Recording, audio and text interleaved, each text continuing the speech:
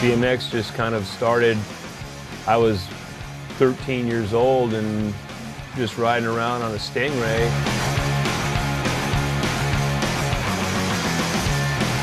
It was like wildfire. You couldn't go anywhere without seeing a BMX bike.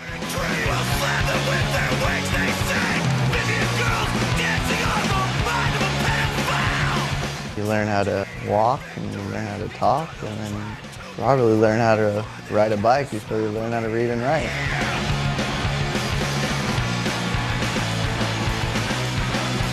Back in those days, it was definitely a fight to get a finish, and the Ripper was a part of that. And Perry was known for knocking guys down and fighting through punching through the riders to get to the finish line. The PK Ripper was what you had to have. It was just the coolest bike.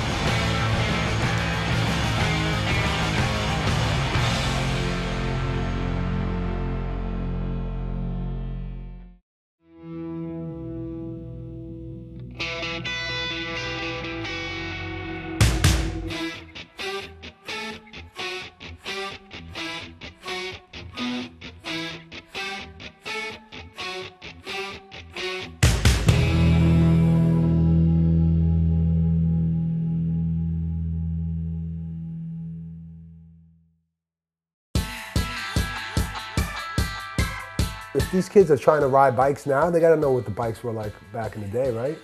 They should know about it. They should know what the f***'s up, you know? Like, I don't know. I think that anybody that's trying to create anything for the future needs to know the past. I mean, there's been two really cool documentaries made. One was Dogtown and Z-Boys, the other Joe Kidd on the Stingray.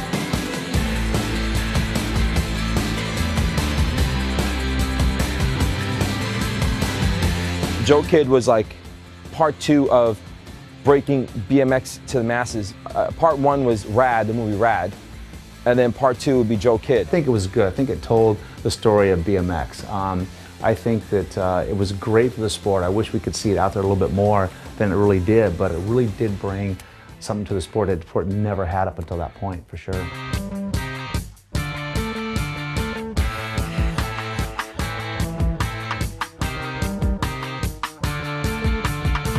I think it's always important for a kid to understand the heritage of anything they're involved in. If somebody's passionate about something and into it, they should understand the heritage of it. I feel the same way about skating and BMX and surfing and, you know, all of the sports that we're involved in.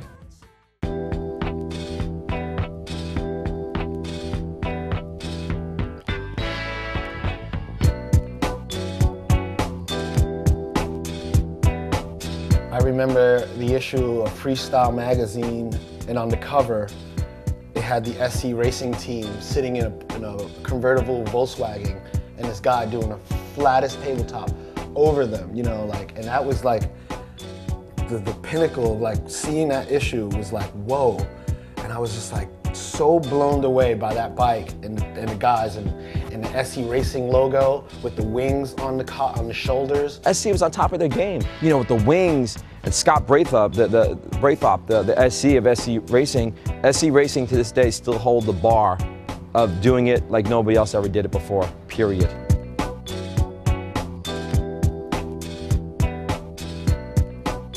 SC had a tendency to sponsor guys that had a little edgier image to them. I don't know if I actually fit that image, but I was glad to be part of it because, you know, with my howdy-doody looks, I always wanted to be a bad boy, and being on SC helped me get there.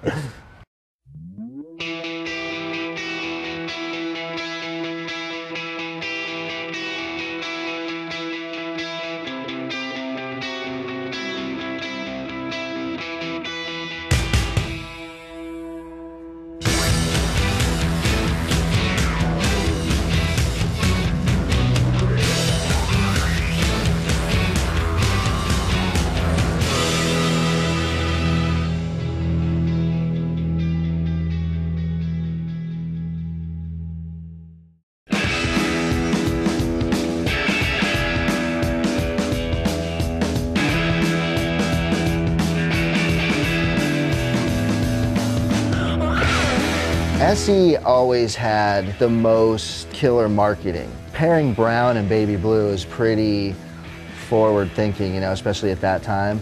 And then combining that with like camo patterns and the leathers and the helmets and stuff, that was really forward thinking. With their graphics, with their colors, they were always ahead of the curve, or a little bit different. They always play a little bit outside the box with the shape of their frames, everything.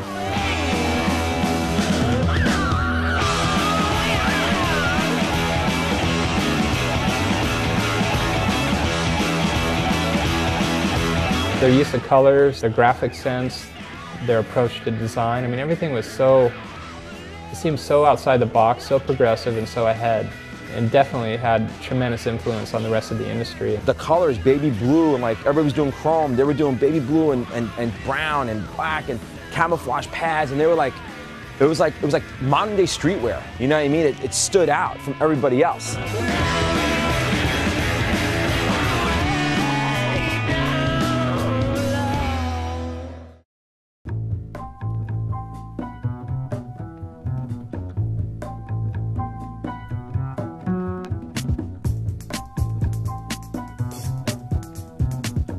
Well, PK Ripper, just like probably everybody else that's like my age or from that era, everybody wanted a PK Ripper. That was like one of the first bikes that was like, it didn't look like a bicycle, it looked like a machine.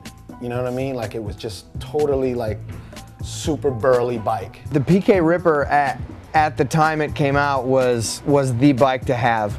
It was ahead of its time technology-wise. It had the graphics that were like no other. It had cool colors. It was lightweight, it was strong, and it was named after PK, one of the coolest guys there is. We took the JU6, modified it, put a front gusset on it, a few changes, and then Scott would say, okay, here's your bike. And we sat around one night, we're trying to figure out what to call it, and you know, I call it, you know, PK Pro Ripper model, or Perry Kramer's this or that. We're sitting around, and my friend Byron Friday nicknamed me the Ripper. He's going, oh dude, you're the Ripper, you know. And next thing I know, somebody said, how about PK Ripper? And we all just kind of looked around and said, yeah, that's it. Before the PK Ripper, we had Stingrays. We all rode those. The geometry was way off. The PK Ripper kind of came in with a steeper head angle, longer front end, lower bottom brackets, a lot easier to race around a BMX track. So it kind of set a precedence to the way BMX bikes are still built today. The PK Ripper set the standard for like the new geometry of like the lines and like, you know, using a new material. That was just like I guess a technological advancement, and that kind of just changed the way that people rode. I think it was just one of those first bikes, you know, the PK Ripper. It was a bike everybody knew. Everybody that's old like has heard of the PK Ripper. It was the most unique bike out there. It was definitely a bike that I think not a lot of people had, but a lot of people wanted.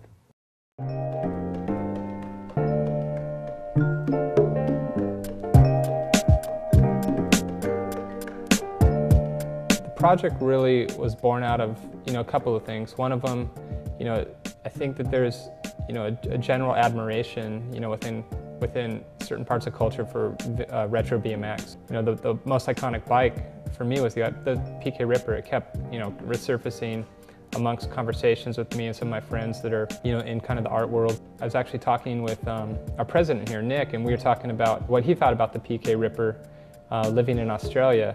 And he said the same thing. It was like, oh my God, everybody revered that bike. We saw it in magazines. It was impossible to get. And it just clicked. I was like, why don't we bring it back? Like, why don't we look at paying homage to that bike as one of the most iconic sort of symbols of vintage BMX?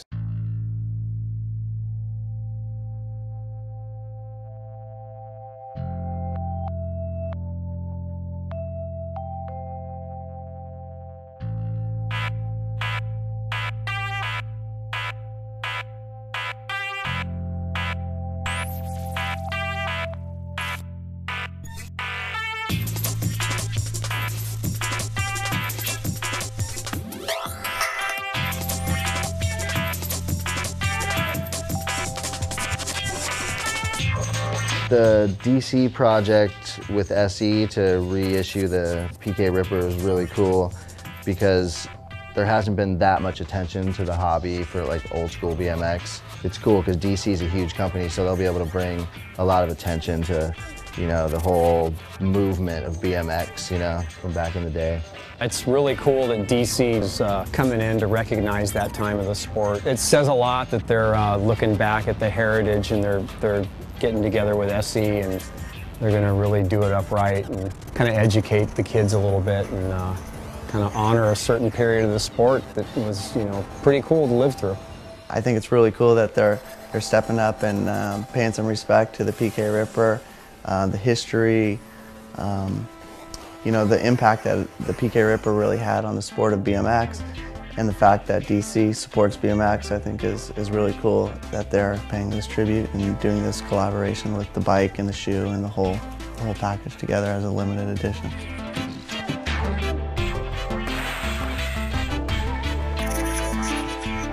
The fact that Damon and DC are doing this as an artist project and showing the art form as BMX as an art is the ultimate. And he's not just like making thousands of bikes and thousands of shoes. He's paying the ultimate tribute to BMX and showing it as it's an art form. It's not just a bunch of kids riding a bike.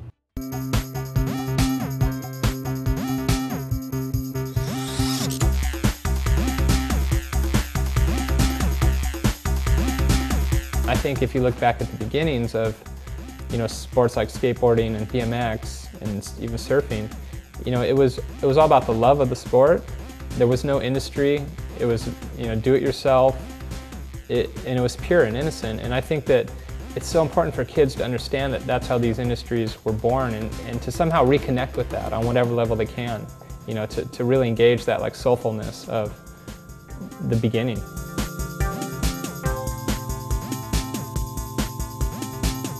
There's guys that are my age or a little bit younger that never could have a PK Ripper, that knew somebody that had one. Now they can get one, and now it's like, okay, now my life's complete, or now my bike quiver is complete to have, you know, a PK Ripper in it. What would I do today to get a PK Ripper? I don't know, I pretty much would punch my mother in the face. Seriously? I will give my left nut for one of those, and I really mean that. Dominic doesn't have a right nut, so he'd probably give his left nut, which leave him with nothing. So, you know, good luck with that. What do I have to do to get a PK Ripper? Getting the second one and putting it right next to that one would be unstoppable. I finally get to have the bike of my dreams.